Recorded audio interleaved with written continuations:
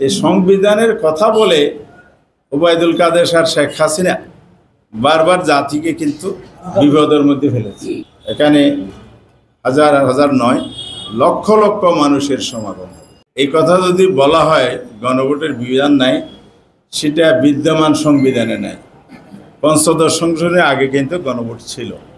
তাহলে একটা ফ্যাসিজমের আমলেই যেই সংবিধানটা সংশোধন করা হয়েছে, এটা কিন্তু কোর্টে মামলা চলছে। চূড়ান্ত রায় আসলে আমরা বুঝবোই সেটা কোথায় গিয়ে ঠেকে।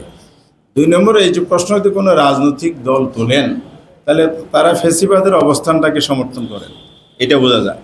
নাম্বার 2 হচ্ছে, আমিও তাহলে একটা কথা বলতে পারি, 5 বছর পর পর নির্বাচন হওয়ার কথা, 26 সালকে 5 বছর পূর্তি হয়, তাহলে এটা কি সংবিধানে আছে?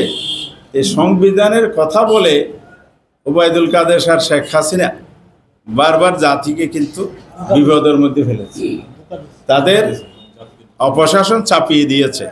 তো যারা এই ধরনের প্রশ্ন আবার তোলেন, সংবিধান সংবিধান সংবিধান বড় না জনগণ অভিপ্রায় বড়? জনগণের জন্য সংবিধান না সংবিধানের জনগণ?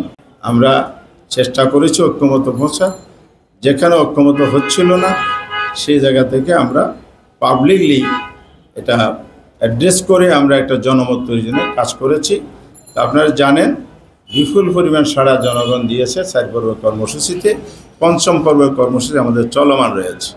আগামীকাল আমরা আশা করছি সেই কর্মসূচির মাধ্যমে দেশ এবং জাতি একটা নির্দেশনা পাবে, সরকারও এখান থেকে তার সঠিক মেসেজটা পাবে, আসলে আমরা কি বলতে চাই, জনগণ কি বলতে চায়। এখানে হাজার হাজার নয় লক্ষ লক্ষ মানুষের সমাগম। এই সমাবেশেই একটা বড় ধরনের মতামত উঠে আসবে, জাতির উদ্দেশ্যে একটা নির্দেশনা এখানে তৈরি হতে পারবে, জনমত তৈরি হতে পারবে।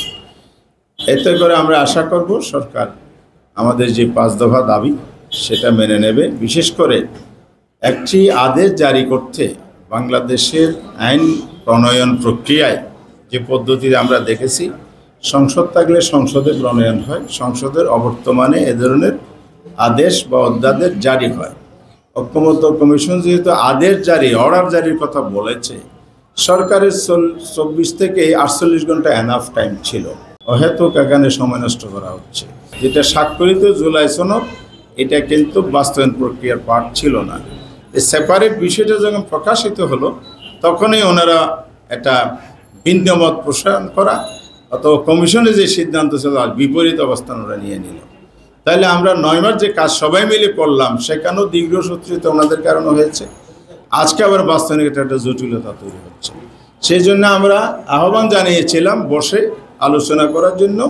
সে আলোচনায় ওনারা সাড়া দেন নাই এবং ওনারা জামায়াতের ডাকে সাড়া দিবেন না বলেছেন।